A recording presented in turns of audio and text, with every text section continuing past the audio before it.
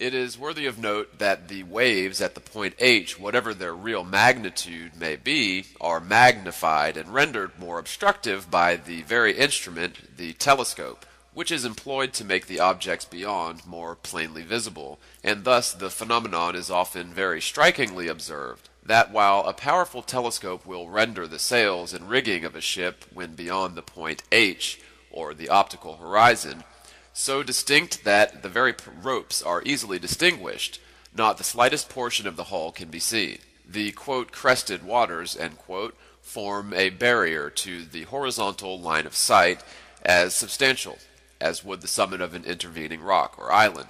In the report which appeared in the Western Daily Mercury of October 25, 1864, the following observations were also recorded. Quote, on the seafront of the Camera House, and at an elevation of 110 feet from the mean level of the sea, a plane mirror was fixed by the aid of a plumb line in a true vertical position. In this mirror, the distant horizon was distinctly visible on a level with the eye of the observer. This was the simple fact as observed by the several members of the committee which had been appointed. But some of the observers remarked that the line of the horizon in the mirror rose and fell with the eye, as also did everything else which was reflected, and that this ought to be recorded as an addendum. Granted, the surface of the sea appeared to regularly ascend from the base of the hoe to the distant horizon. The horizon from the extreme east to the west, as far as the eye could see, was a parallel to a horizontal line.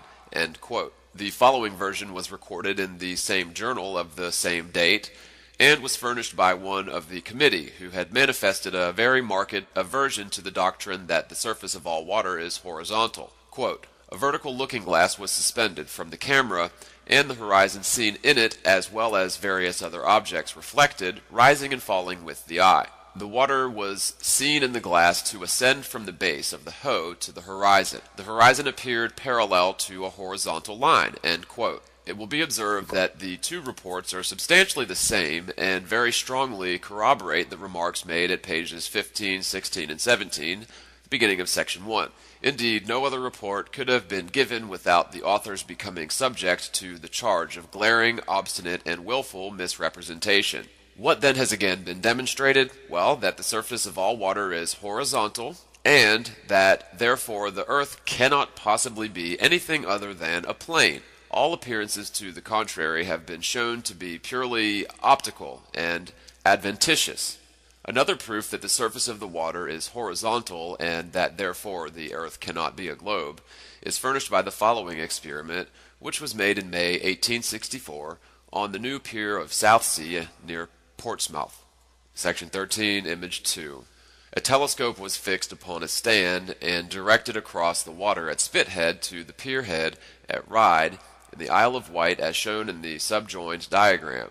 The line of sight crossed a certain part of the funnel of one of the regular streamers trading between Portsmouth and the Isle of Wight, and it was observed to cut or fall upon the same part during the whole of the passage to Ryde Pier, thus proving that the water between the two piers is horizontal because it was parallel to the line of sight from the telescope fixed at Southsea. If the earth were a globe, the channel between Ryde and Southsea would be an arc of a circle, and, as the distance across is 4.5 statute miles, the center of the arc would be 40 inches higher than the two sides, and the steamer would have ascended an inclined plane for 2.25 miles, or to the center of the channel, and afterwards descended for the same distance towards Ryde.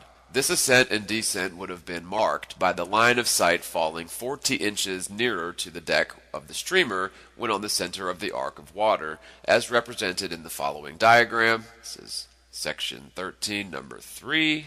But as the line of sight did not cut the steamer lower down when in the center of the channel, and no such ascent and descent was observed, it follows necessarily that the surface of the water between Southsea and the Isle of Wight is not convex, and therefore the earth as a whole is not a globe.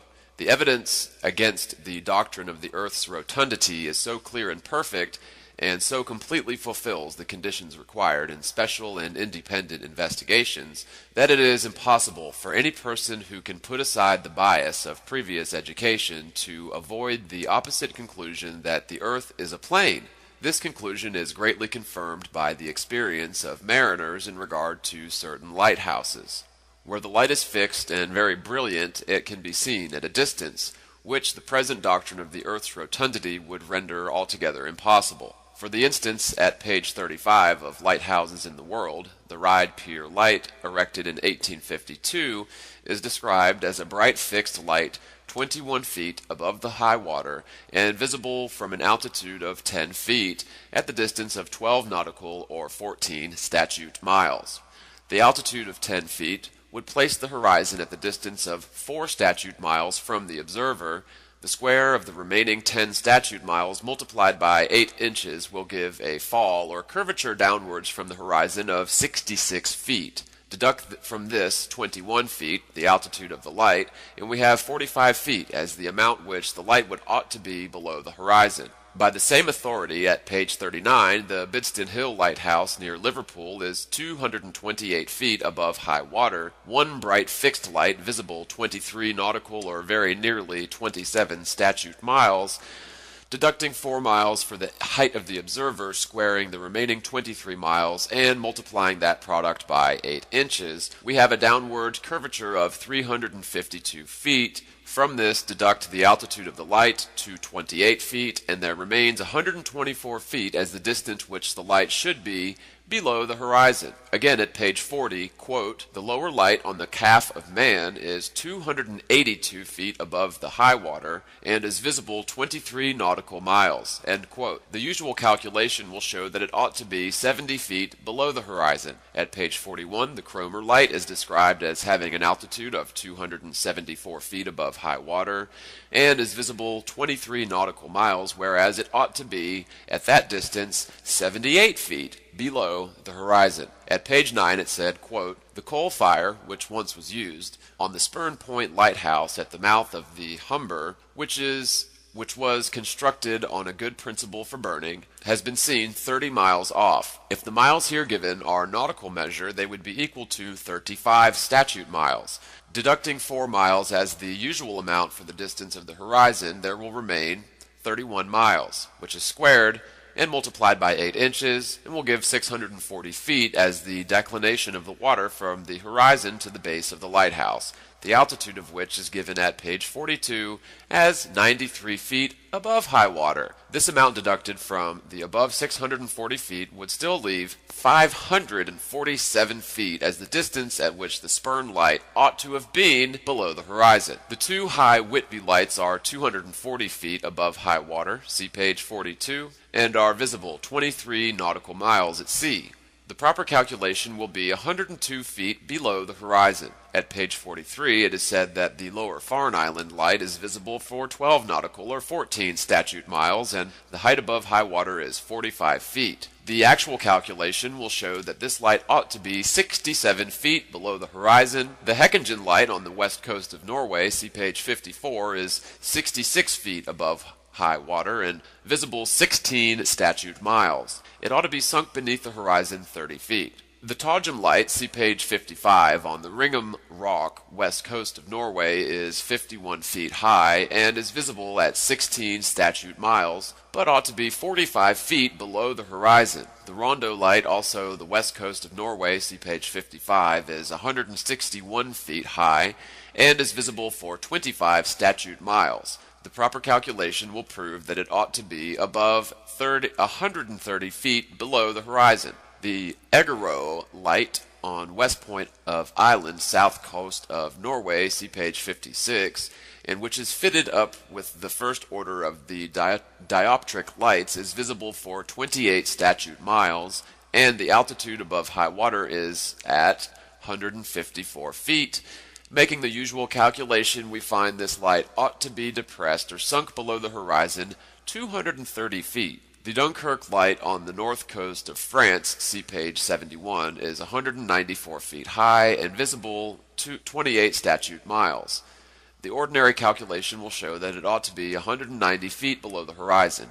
The Gulf Bay Light on the west coast of France is said at page 77 to be visible 31 statute miles and to have an altitude of high water of 276 feet. At the distance given, it ought to be 210 feet below the horizon. Page 78, the Cordonon Light on the river Gironde, west coast of France, is given as being visible 31 statute miles and is altitude 207 feet, which would give its depression below the horizon as nearly 280 feet. The light at Madras, page 104, on the Esplanade is 132 feet high and visible 28 statute miles, whereas at the distance it ought to be beneath the horizon above 250 feet, or should say greater than 250 feet below the horizon. The Port Nicholson Light in New Zealand, erected in 1859, page 110, is visible 35 statute miles. The altitude is 420 feet above high water, and ought, if the water is convex, to be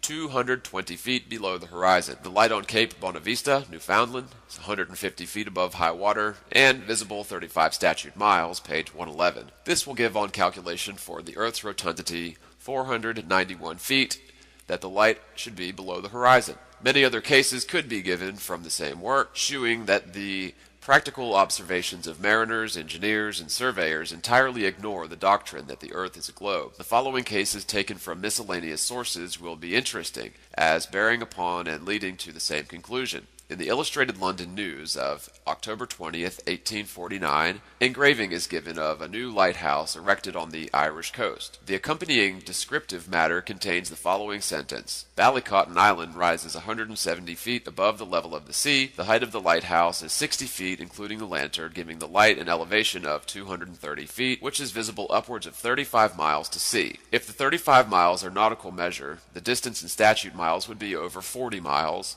and allowing the usual distance for the horizon, there would be 36 miles from thence to the lighthouse. The square of 36 multiplied by 8 inches amounts to 864 feet. Deduct the total altitude of the lantern, 230 feet, and the remainder, 634 feet, is the distance which the light of Ballycotton ought to be below the horizon. In the Times newspaper of Monday, October 16th, 1854, in an account of Her Majesty's visit to Great Grimsby from Hull, the following paragraph occurs. Quote, their attention was, first, naturally directed to a gigantic tower which rises from the center pier to the height of 300 feet and can be seen 60 miles out to sea. End quote. The 60 miles, if nautical, and this is always understood when referring to distances at sea, would make 70 statute miles, to which the fall of 8 inches belongs, and as all observations at sea are considered to be made at an elevation of 10 feet above the water, for which 4 miles must be deducted from the whole distance,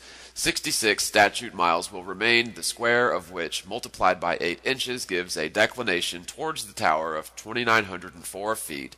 Deducting from this the altitude of the tower, 300 feet, we obtain the startling conclusion that the tower should be at the distance at which is visible, 60 nautical miles, more than 2,600 feet below the horizon. The only modification which can be made or allowed in the preceding calculations is that for refraction, which is considered by surveyors generally to amount to about 1/12 of the altitude of the object observed. If we make this allowance, it will reduce the various quotients by 1/12, which is so little that the whole will be substantially the same.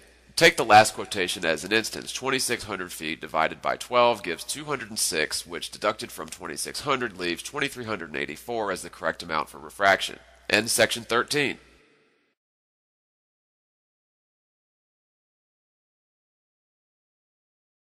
The following observations were also recorded. Quote, on the seafront of the Camera House, and at an elevation of 110 feet from the mean level of the sea, a plane mirror was fixed by the aid of a plumb line in a true vertical position. In this mirror, the distant horizon was distinctly visible on a level with the eye of the observer. This was the simple fact as observed by the several members of the committee which had been appointed. But some of the observers remarked that the line of the horizon in the mirror rose and fell with the eye, as also did everything else which was reflected, and that this ought to be recorded as an addendum. Granted, the surface of the sea appeared to regularly ascend from the base of the Hoe to the distant horizon. The horizon from the extreme east to the west, as far as the eye could see, was a parallel to a horizontal line. End quote. The following version was recorded in the same journal of the same date, and was furnished by one of the committee who had manifested will render the sails and rigging of a ship when beyond the point H, or the optical horizon, so distinct that the very ropes are easily distinguished, not the slightest portion of the hull can be seen. The quote, crested waters, end quote, form a barrier to the horizontal line of sight as substantial as would the summit of an intervening rock or island. In the report which appeared in the Western Daily Mercury of October 25, 1864,